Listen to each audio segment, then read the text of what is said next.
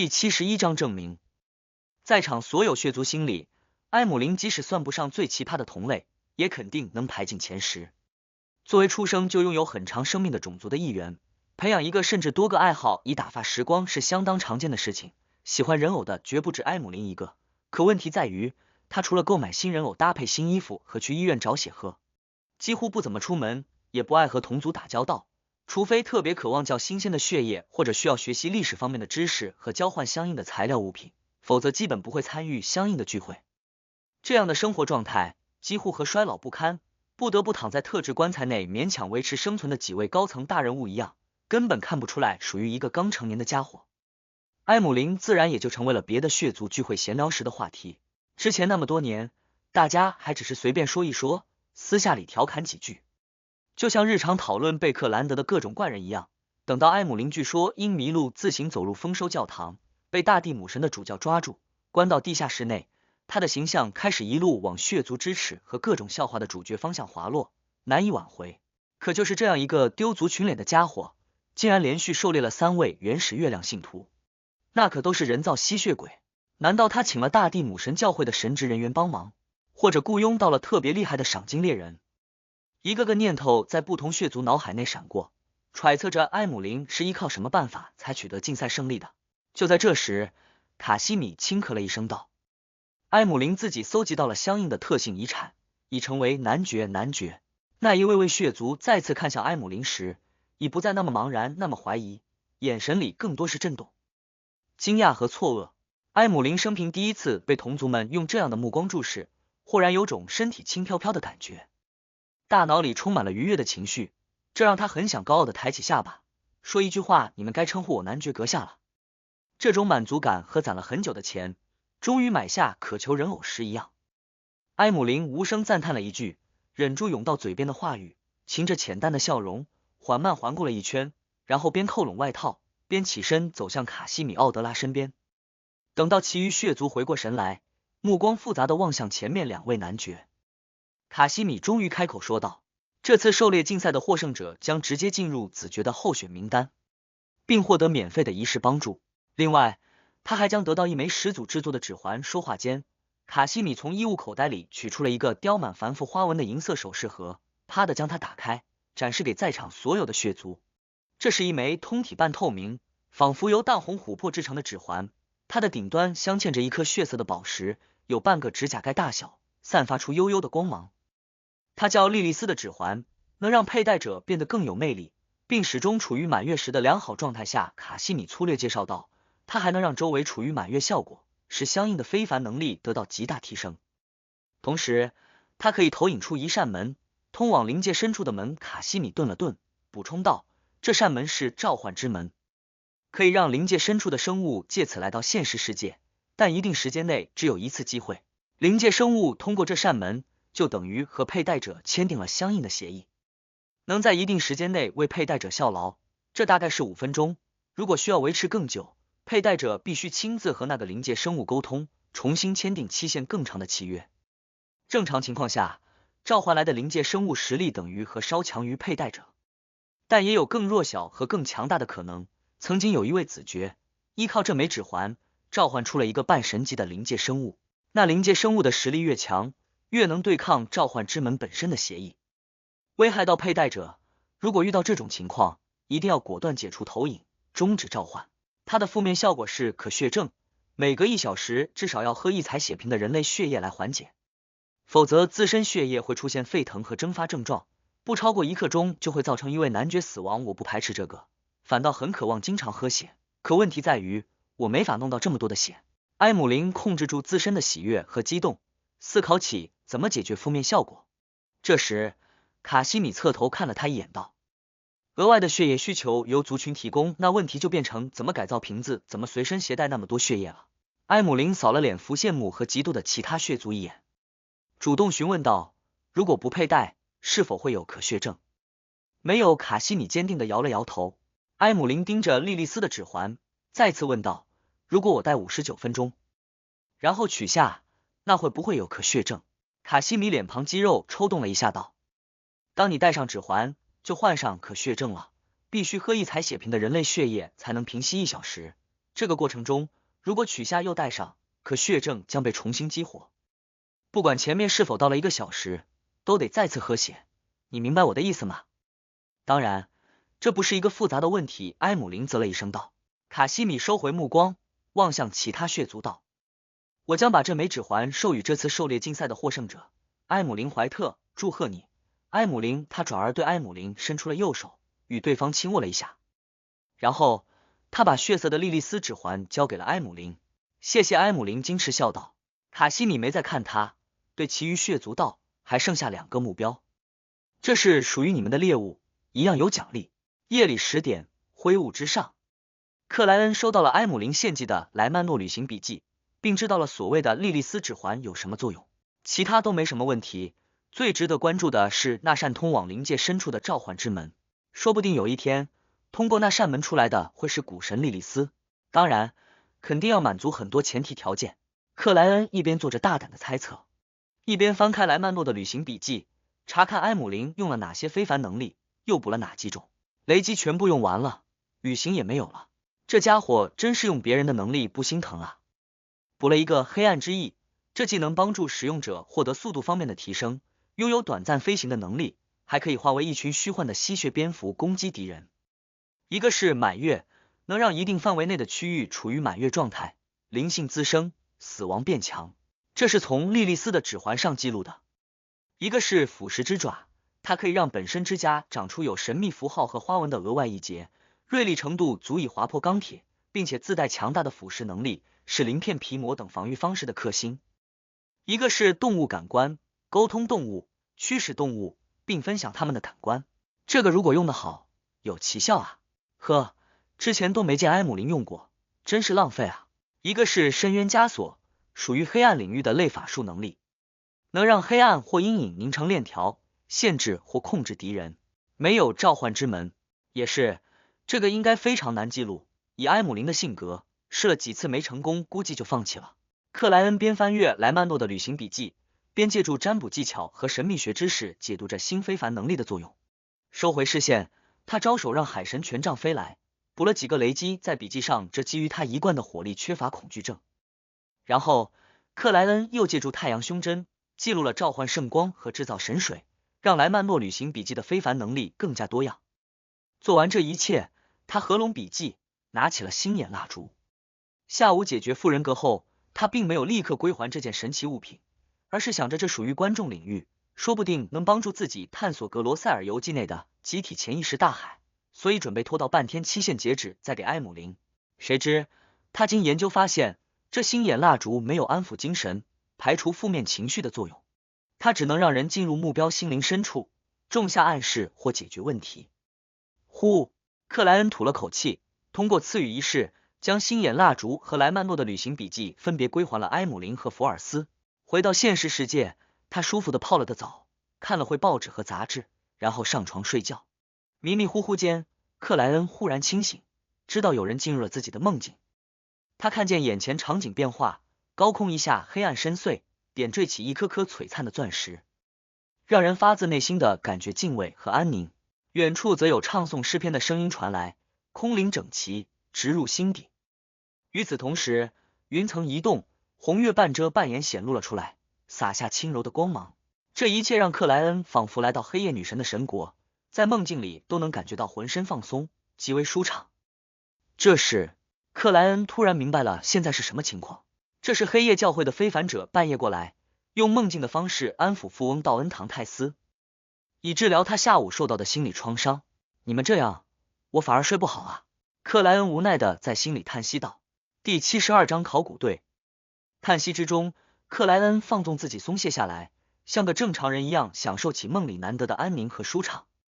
大概1刻钟后，他终于等到那位来安抚自己的教会非凡者离开梦境，总算可以安稳睡觉了。克莱恩本想习惯性睁开眼睛重新入睡，却发现自己一旦不用高度警惕和戒备，借助梦里残余的宁静感，可以直接沉眠过去。这一晚，他的睡眠质量非常的好，一觉就到了天明，外面太阳初升，红月犹存，高空发亮，风声轻响。克莱恩懒洋洋的发了近10分钟的呆，才拿起放在床头柜子上的金壳怀表，他的按开看了一眼，不到6点半。我是应该翻个身，继续睡觉，还是就此起床？克莱恩审视了下本身的状态，见自己精神清醒，精力充沛，没有一点疲倦感，遂下床洗漱，踱步至阳台，眺望橙红一片的天边。这个季节的贝克兰德，受风的影响，雾霾本身就不会太严重，再加上之前几个月有做大气污染治理，此时蓝天如洗，空气清爽，园丁已在花园忙碌。厨房女仆和杂活男仆正结伴前往市场，而除了他们，周围一片安详，这让克莱恩心情豁然开朗，短暂忘记了所有的烦恼，只觉这个世界在这一刻独属于自己。他噙着不太明显的笑容，安静的欣赏着这样的景象，而周围其余房屋在之后1刻钟内，陆陆续续走出了2到3位仆人，或提着篮子，或牵引马匹。整个街区一点点活了过来，阳光逐渐变亮，这才是生活应该有的样子。克莱恩无声感慨，突然有了出门散步的冲动，掉头离开阳台，走至门边，拧动了把手。他的主卧室外，理查德森已等待在那里，让人根本无从猜测他是几点起的床。这是贴身男仆最辛苦的地方，必须比雇主晚睡，比他早起。早餐还有1个小时，如果先生您想提前，厨房可以在1刻钟内准备好。理查德森没有问到恩唐泰斯为什么突然早起。克莱恩呵呵笑道，不用提前，我打算先出去散步。好的，先生。理查德森进入卧室，根据雇主的意见，挑选出外套，帮他穿上。最后，克莱恩戴好丝绸礼帽，拿上镶金手杖，下至1楼，走出大门，沿着街边的英蒂斯梧桐树和黑色煤气路灯杆，向另外一头缓步行去。一路之上，每栋房屋的花园内都有飘出淡淡的香味，树木的绿叶在高处制造着清幽的意蕴，来往的行人三三两两，非常稀少。偶尔驶过的马车打破安静，又很快远去。克莱恩享受着清晨的环境，享受着早起的美好，觉得昨天负面情绪残留的痕迹在一点点蒸发，一点点消失。非凡者要懂得主动去创造条件，调节心情。我这么走一圈，圣塞摩尔教堂的主教们应该就知道道恩唐泰斯已彻底恢复，半夜不会来打扰我睡觉了。克莱恩思绪发散间，目光随意扫过了旁边的伯克伦德街39号，这是马赫特议员的家，他的外墙由一根根尖锐的长条铁杆组成，让路人能通过缝隙欣赏到里面花园的美景。视线移动间，克莱恩看见了道熟悉的身影，那是有着墨绿色长发和深棕色眼眸的海柔尔。这位美丽高傲的少女正带着自己的女仆行走在花园小路上，时不时左右张望一眼。她也起这么早，最近半夜没法去下水道，所以睡眠质量极好。克莱恩腹诽了一句，收回目光，往前踱步，瞄了眼侧后方沉稳跟随的理查德森。克莱恩豁然想起了最近看过的与南大陆有关的新闻报道、杂志专栏和小说故事，他一直在有意识地阅读类似领域的内容，这是为了充实道恩唐泰斯这个人设。毕竟他之前对南大陆的许多了解源于海盗、冒险家和迷雾海最强猎人安德森。谁知道有没有夸大和编造的地方？我过去和最近看的那些资料都是某某某去了南大陆，发了笔才回来，或者干脆移居了过去。这让整个贝克兰德民众都认为南大陆遍地是黄金，充满暴富的机会，哪怕是那里常见的树木。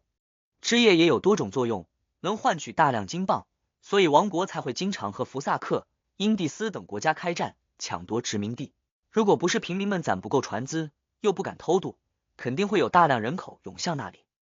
克莱恩思绪一转，随口问着自己的贴身男仆，你印象里的南大陆是什么样子？他记得理查德森出生于那里的庄园，成年后才被带到贝克兰德。理查德森沉默了几秒道，先生，我对南大陆其实了解不深，因为大部分时候都在庄园里忙碌，很少有机会外出，就说一说你的印象，最真实的印象，不用在意什么。我只是想大概了解一下，你知道的，他们都认为我是南大陆专家，可实际上，我的经历也只局限于少数几个地方和商人阶层。克莱恩呵呵笑道。理查德森一点点埋下脑袋，看着自己往前迈步的脚尖道，我对南大陆的印象是饥饿、疲惫、痛苦，以及对死去后那个世界的向往。饥饿、疲惫、痛苦。克莱恩在心里重复着这3个单词，一步步走在伯克伦德街上，没再询问什么。东切斯特郡斯托恩大学边缘的一栋建筑内，奥黛丽正在参观鲁恩谷物搜集和保护基金会得到的藏品。他原本打算是周二下午过来，谁知米歇尔德伊特副教授在贝克兰德参加学术会议，今天才能返回，所以他不得不更改了安排。这双靴子是斯托恩附近一位农夫在山里一个废墟发现的，它的形状特点与第4季的社会潮流很像。米歇尔为高贵美丽的少女介绍着玻璃展柜内的物品，奥黛丽很感兴趣的望了过去，发现那双靴子尖端明显翘起，似乎属于小丑。它两边翘起的高度并不一致，一个3厘米，一个5厘米，看起来不是一对。第4季的不对称风格，左3右5，不知道代表哪个阶层。奥黛丽收回目光，跟着米歇尔副教授走向下一个藏品。参观到了最后，米歇尔指着斜前方的玻璃展柜道：“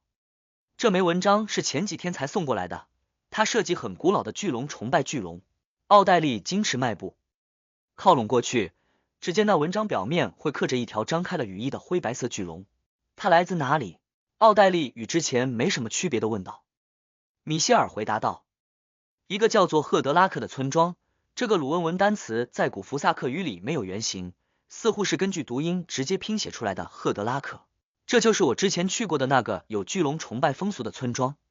那里人们的集体潜意识大海里生活着一条心灵巨龙。我之前从米歇尔副教授手里拿到的20年战争笔记就属于这个村庄出去的一位叫做林德里拉的骑士，他疑似与那条心灵巨龙有关。奥黛丽若有所思的点了点头，斟酌着语言，想询问是谁找到这枚文章的。就在这时，米歇尔副教授表情变得异常沉重。这枚文章的发现有伴随一场惨剧。奥黛丽没掩饰自己的愕然。米歇尔副教授吐了口气道：“一个考古队进入那个村庄，研究巨龙崇拜的风俗，结果有位成员在夜里疯了，而这精神疾病似乎可以传染。整个考古队的人后来都相继变成了疯子，他们杀害彼此或是自残，没一个活下来。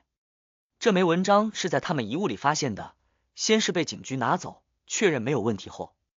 才捐献给了我们。有个考古队进入村庄，成员一个接一个疯掉。”奥黛丽眼眸略微放大地在心里重复起米歇尔副教授的话语。突然，他的脑海内闪过了一个灵感：心理炼金会。这个考古队的人都是心理炼金会的成员。第73章会合。卢恩古物搜集和保护基金会所在的建筑物内，思绪沸腾的奥黛丽眨了下眼睛，注意着自己的细小表情和肢体动作，半真半假的在胸口画了个绯红之月，叹息说道：“这真是一个悲剧，愿他们的灵能够安息。”他刚才之所以猜那个考古队的人是心理炼金会的成员，是因为他曾经接受任务，帮这个组织从米歇尔副教授手里拿到了一本20年战争时期的笔记，而这本笔记属于赫德拉克村庄过去的骑士林德里拉。奥黛丽当时求助愚者先生，依靠魔镜占卜确认了笔记的来历，发现他与崇拜巨龙的乡村有密切联系，因为事先知道那里有一条能躲藏于集体潜意识大海的心灵巨龙，所以考虑到自身序列和实力的不足，他最终还是选择将笔记上交给心理炼金会。也就是说，心理炼金会这个隐秘组织有不小的可能通过那本笔记锁定赫德拉克村庄，前往那里寻找目标事物。让奥黛丽做出这个判断的依据还有另外一个，那就是考古队成员遭受的奇怪精神疾病，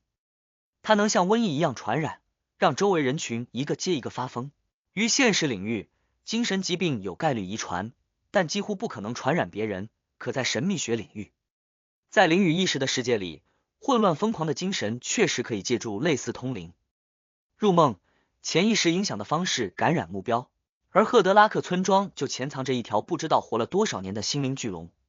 心理炼金会通过笔记找去了赫德拉克村庄，被受到威胁的那条心灵巨龙用巧妙的办法相继污染了精神，他也许就是通过集体潜意识大海完成这件事情的。超凡世界真的很危险呀，这么一个小队，好几位挑选出来的非凡者，就这样以荒诞的方式，非常简单的结束了自己的生命。奥黛丽一边想着，一边庆幸自己当初做出了足够理智的选择，没有任性的拿着那本骑士笔记去赫德拉克村庄探索，否则时常发疯的人员名单里大概率会多上他一位。感谢愚者先生，感谢塔罗会的各位成员，感谢之前伪装潜入的麒麟格斯，让我虽然没什么神秘学领域的实际经验，但依旧清楚这里面潜藏着太多的危险，必须足够谨慎和小心。奥黛丽默默做出了感谢。此时再回想当初刚加入塔罗会时的表现，他恨不得将脸埋进枕头里，并于心中对自己呐喊：奥黛丽，你当初怎么能那样天真，那样幼稚？也就是遇上了愚者先生，换做别的隐秘存在，你早就变成疯子或怪物了。愚者先生真是好人啊，不是很好的正神。旁边的米歇尔副教授见奥黛丽小姐长久不语，沉重点头道：是的，这是一场让人害怕的悲剧。我只希望政府已经处理好这件事情，不让那具备传染性的精神疾病变成瘟疫。放心，除非那条心灵巨龙失控，打算挑战三大教会，否则那精神疾病不会有更多感染者了。奥黛丽无声回应道，在他看来，官方非凡者应该已经接手了这件事情，毕竟具备传染性的精神疾病天然会被移交过去。所以，玻璃展柜内的巨龙纹章肯定是他们已经确认过没有问题才捐献给基金会的，警察部门没有这个权限。奥黛丽一边对疑似心理炼金会成员的考古队死者们抱有强烈的同情，仿佛亲身经历了那场惨剧，一边又很好奇那条心灵巨龙是否还在赫德拉克及附近乡村。以实体的方式躲入生灵集体潜意识大海，应该是难以被发现和找到的。不过，三大教会都有漫长的历史，在第4纪甚至更早，肯定与心灵巨龙产生过交集，也许有相应的记载流传下来。而且心理炼金会掌握着观众途径，有高序列存在，对集体潜意识大海的了解不会比那条心灵巨龙差多少。在初次探索因情报不足遭遇惨烈失败后，再派来的队伍肯定非常强大。那条心灵巨龙虽然比心理炼金会预想的强大，但也不会停留在原地，等着别人来找他。他应该已经离开了。奥黛丽以自身掌握的情况做着推测，他没有去赫德拉克村庄探究真相的想法，因为他早就知道自己目前的实力不足以应对那条心灵巨龙。他目前唯一的打算是下周塔罗会上将这件事情提一提，看其他成员是否能反馈出足够有价值的知识，比如是因为此地有巨龙崇拜风俗，所以心灵巨龙可以直接进入集体潜意识大海生活，还是心灵巨龙生活在这里的集体潜意识大海里，周围民众时而会梦到，会下意识受到相应的影响，于是出现了崇拜巨龙的风俗。周五下午，克莱恩拿着接受了明晚舞会邀请的宾客名单，认真记忆着与不同客人该聊什么话题。碰到马赫特议员，就要赞美贝克兰德最近的空气，和波特兰莫蒙特教授寒暄，可以开几句与皇家科学院有关的玩笑。克莱恩正一条一条背着，耳畔忽然响起了虚幻层叠的祈求声。一位男性，算时间，大概率是倒吊人先生。克莱恩若有所思地放下手中的纸张，咕噜喝了口红茶，起身离开有大阳台的半开放房间，回到了主卧的盥洗室内。他逆走4步，进入灰雾之上，发现祈祷者正是倒吊人。这位先生请伟大的愚者转告世界，他已经抵达罗斯德群岛的首府慷慨之城拜亚姆，再等2天，他补足了物资，就可以前往那座原始岛屿了。他让世界提前准备，免得来不及会合，并表示如果对方没好的办法前往那座原始岛屿，他可以安排世界秘密乘坐幽兰复仇者号。乘坐幽兰复仇者号，带着一群风暴教会的水手去原始岛屿附近。从埃姆林那里买来的血族麻醉气体能维持多久？有足够的探索时间吗？克莱恩想了想，具现出世界格尔曼斯帕罗，让他虔诚祷告道：不需要这么麻烦，你在拜亚姆应该可以自由行动，今晚12点，城外墓园见。在此之前，补充好你的物资。拜亚姆一家旅馆内，阿尔杰微皱眉头的听完了世界格尔曼斯帕罗的话语。在慷慨之城，他确实可以自由行动，因为水手们都急迫的去了红剧场等地方，今晚肯定不会回来，而白天他们睡醒之后，必然还得去赌几把，尽情放纵自己，以宣泄长期漂泊在海上的压抑和苦闷。也就是说，阿尔杰就算消失1个晚上1个白天，也不会被人发现。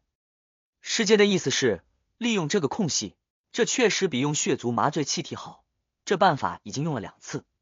说不定已经有谁产生了怀疑，正等着验证。可没有了船只，怎么去那座原始岛屿？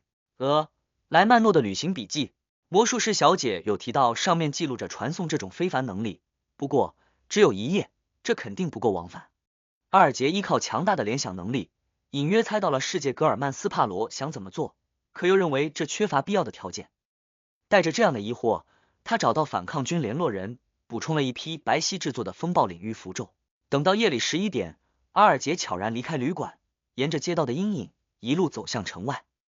他并不担心水手们回来发现自己不在，因为他也有生理需求，也有可能睡到了红剧场哪位女郎的床上，舍不得回来。而类似的妓院，拜亚姆还有好多个，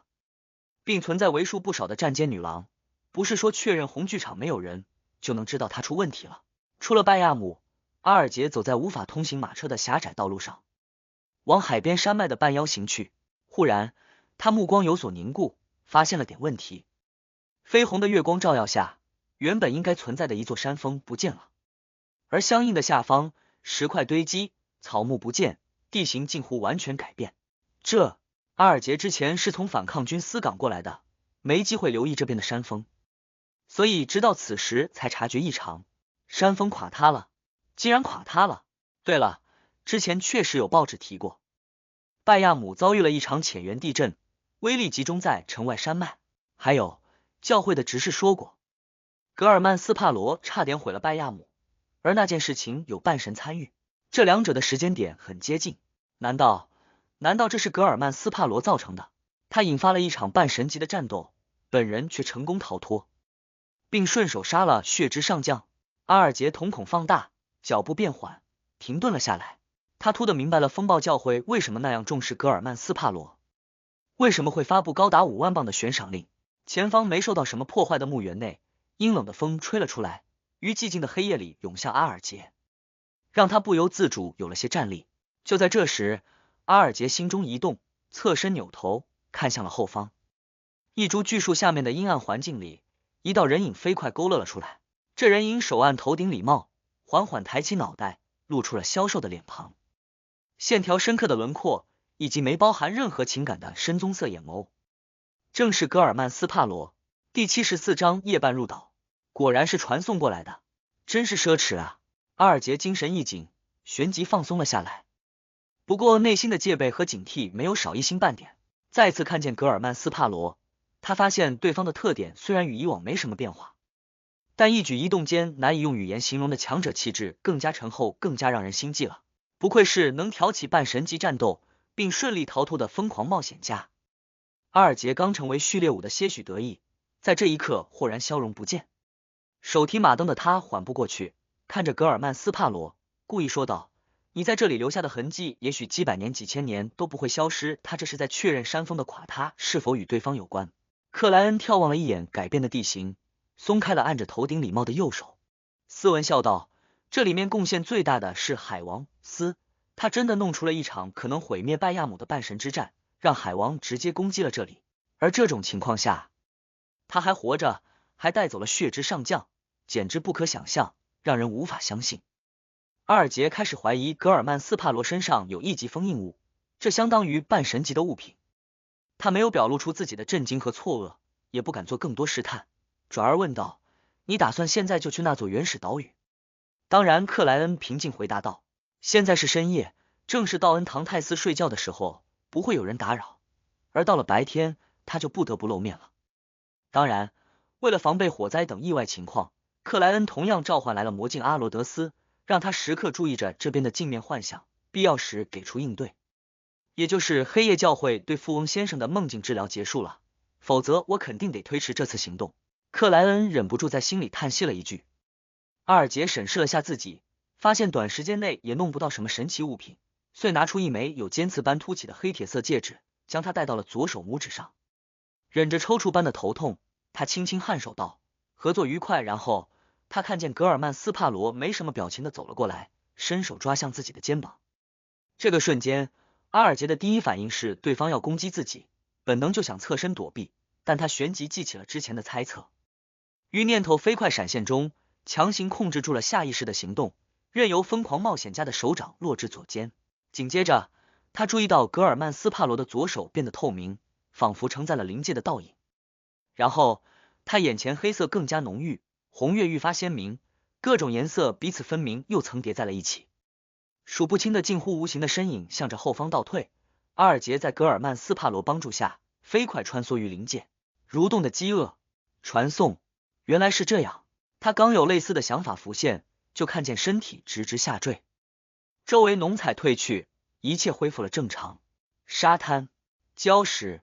树木，这是一座荒岛。阿尔杰环顾了一圈，正要开口，周围又一次出现了色块变浓、层叠分明的现象。这一次离开临界时，他们置身于半空，下方是波浪起伏的深蓝大海。阿尔杰虽然没有和格尔曼斯帕罗实战配合过，但有着丰富经验的他，当即默契的制造出一阵打旋的狂风，让两人漂浮不落。于是旅行再一次顺利激发，阿尔杰和格尔曼斯帕罗的身影迅速变淡，透明至无形。当周围景象再次恢复时，两人已来到一座巨型岛屿的边缘。半空雾气沉积，绯红的月光只能穿透少许，这不仅没让森林和山峰的黝黑被驱散，反而为他们蒙上了些许阴森血腥的意蕴。就是这里，阿尔杰环顾了一圈道。克莱恩表面漫不经心，实际却异常谨慎地观察起环境，发现这里非常安静，别说鸟叫声、狼嚎声，就连虫鸣都没有，给人一种死寂的感觉。似乎猜到了他心里的感受，阿尔杰提高马灯，照亮了前方杂草丛生、多有兽类脚印的天然小路，并开口说道：如果白天过来，这里相当热闹，你甚至能看见一些只存在于神话传说里的鸟类生物飞行于森林半空。而到了晚上，主宰这里的力量似乎就会发生变化，许多超凡物种躲藏了起来，等待天明。倒吊人先生来过这里不止一次，而且至少有一次白天一次夜晚的经验。克莱恩沉默地点了下头，没有多说什么。阿尔杰想了2秒，指了指前方，我们沿这条路进入黑森林，始终向前，直到抵达那片不知具体年代的古老遗迹。这一路上，我们狩猎遇上的有能力对付的超凡生物，独自一人击杀的，相应的材料全部归击杀者，合作完成的，由你保管收获。等离开了这里，用轮流挑选的方式分配，并依据具体做出的贡献，调整挑选的优先级和优先次数。他没有急于行动，而是先讲清楚了路线和分配方案，免得双方在探索里意见不一，产生矛盾。由我保管合作击杀的收获。倒吊人先生很有诚意吗？克莱恩抬起右手，按了按半高丝绸礼帽，低沉笑道：没有问题。阿尔杰暗中松了口气，继续说道：我们这次的目的主要是探索那片古老遗迹，途中的收获属于附带。等结束了探索，最好就直接离开，不去别的区域，不走别的路线。至于之后，你想什么时候来，想去哪片区域，都是你的事情，由你自己决定。阿尔杰强调这件事情，是害怕格尔曼斯帕罗贪心，要知道非凡者不是永动机，肯定会疲惫，这么一圈探索下来，必然已接近极限。如果还强撑着去别的区域狩猎超凡生物，恐怕猎人和猎物的身份会直接对调。即使疯狂冒险家非常强大，不害怕这样的危险，灵性长时间处于干涸状态，也会诱发失控征兆的出现。你以为我不是这么想的吗？我还担心你太过贪婪，想获取更多，盲目深入。克莱恩笑了一声道：我是一个有礼貌的人，有礼貌。阿尔杰有点没听懂格尔曼斯帕罗想表达的意思。克莱恩嘴角微微上翘，表情在黑暗里带上了几分阴森。初次到别人家里拜访，停留太久是不礼貌的行为。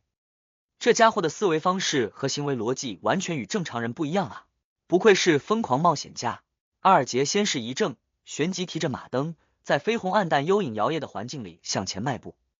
我们出发吧。克莱恩双手自然下垂，仿佛在郊游一样行于阿尔杰的身旁。两人很快进入了那片几乎没有月光能照入的黑森林。看见这里的树木都粗壮高大，枝叶茂密，即使最小的那种，一个人也合抱不了。而它们的共同特征是树皮呈明显的鳞片状，一块一块的密集拼接着，似乎随时会活过来，随时会蠕动表面，像是龙纹树的变种蛇鳞树。克莱恩收回目光，注意着脚边看起来没有什么问题的杂草们。他和阿尔杰谁都没有说话，保持着异常沉默的状态，没有因为周围太安静，身边又有人，就想说点什么，排除尴尬。走着走着，两人借助马灯的光芒，看见前方的树木一下变得稀疏，咚咚咚，沉闷的撞击声从那片区域传出，随着阿尔杰和格尔曼的靠拢，越来越清晰，越来越明显。当两人进入那稀疏的地带，马灯的光芒终于照射了过去，让他们看见了一道道佝偻或匍匐的身影。这些身影里有人类，有狒狒，有山羊，有老虎，他们或拿着石块，或使用爪牙，不断地打磨着堆积的树木和岩石，似乎正在修建一座宫殿。没有了茂密枝叶的遮掩，穿透沉积雾气的些许绯红月光洒落下来，笼罩于这些身影表面，让他们染上了淡淡的血色。有人类！克莱恩眸光一凝，左手五指当即舒张开来，阿尔杰则放缓了脚步，让声带处于随时能够震动的状态。忽然间，那些身影仿佛有所感应，同时停下了手中的动作，整齐一致地转过身体，望向两个外来者。他们或脸色苍白，或毛皮枯萎，或体表溃烂，没有一个像是还活着。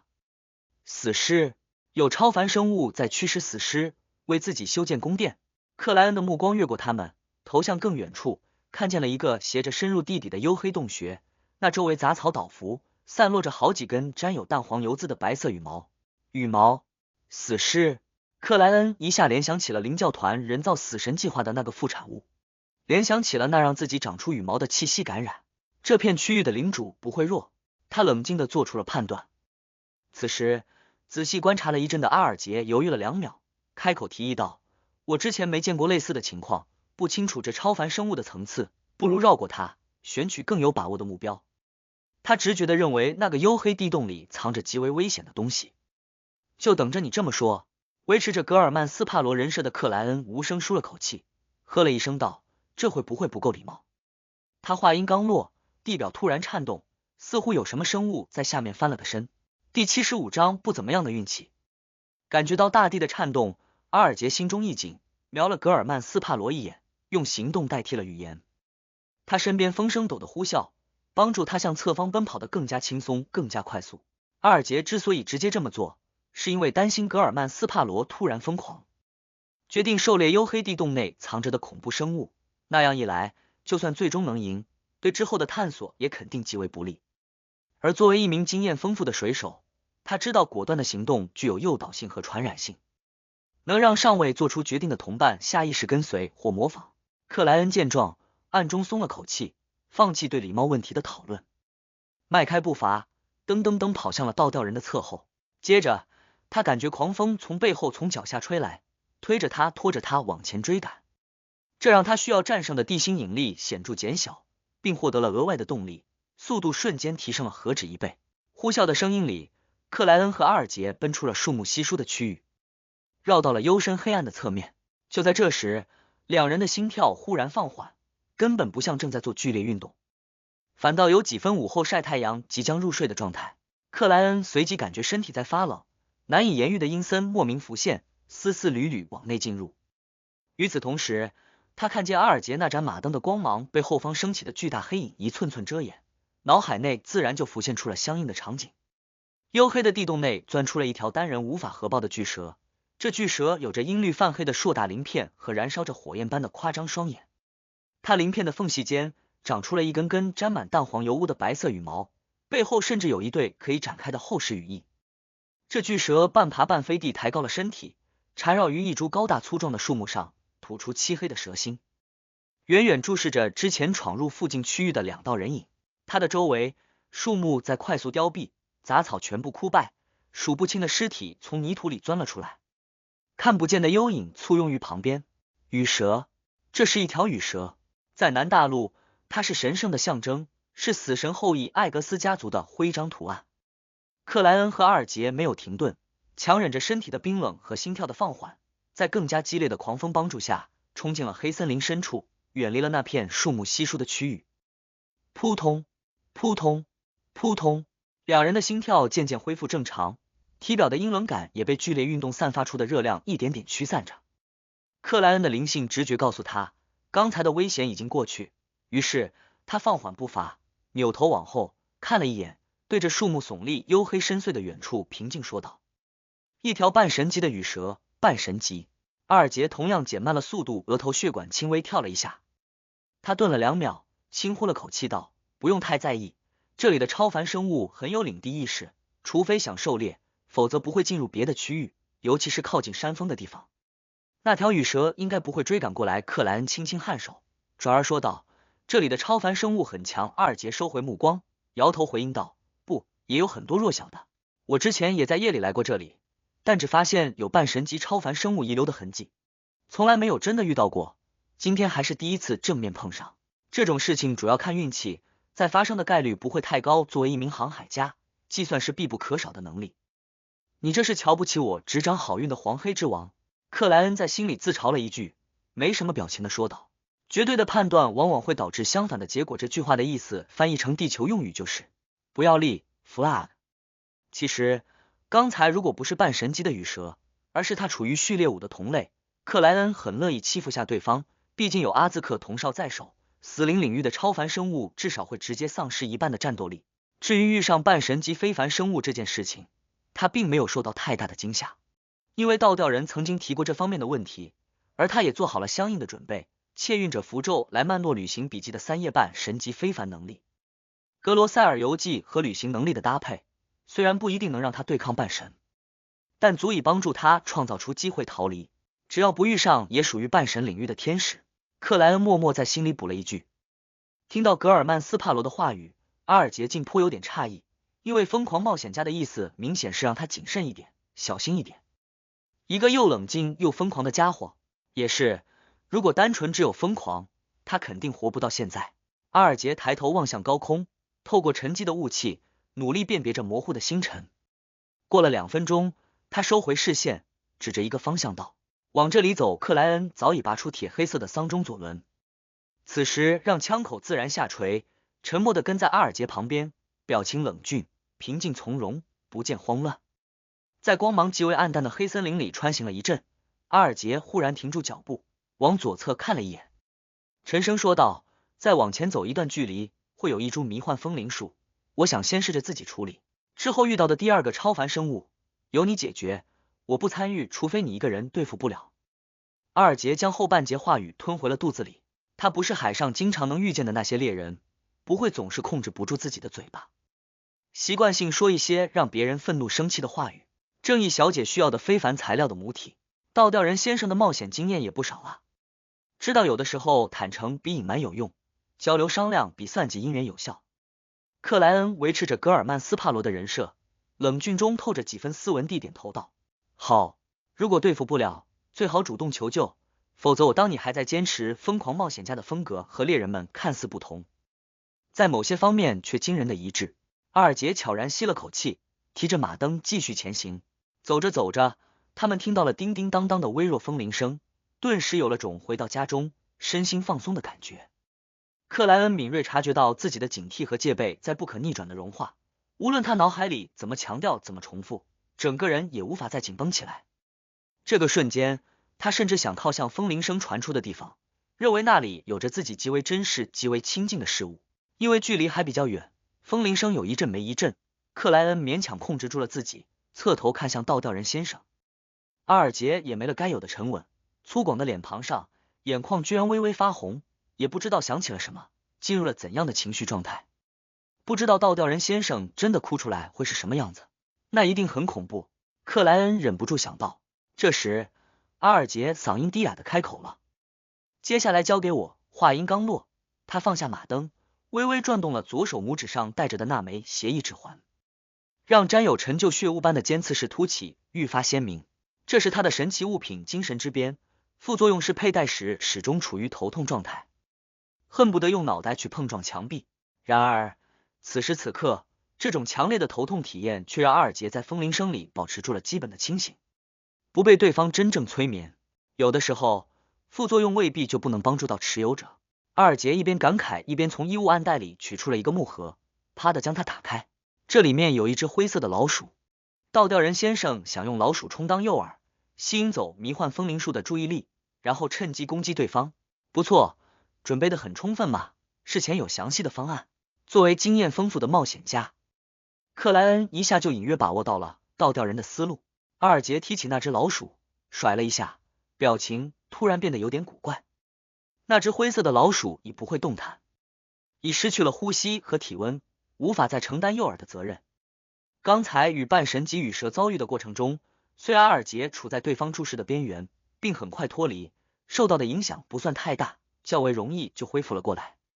但他随身携带的这灰色老鼠只是普通物种，没那么强的生命力和体魄，仅是受到一点波及就难以幸免，当场支撑不住，成为了尸体。死了，死了！倒吊人先生现在应该明白了一个道理，计划往往没有变化快。他的运气真不怎么样。看到这一幕，克莱恩嘴角微不可见的动了动，想笑又不敢笑出声音，害怕崩掉人设。类似的情况在经验丰富、做事缜密的倒吊人身上并不多见。阿尔杰迅速收敛了表情，提着那死去的灰色老鼠向前行去。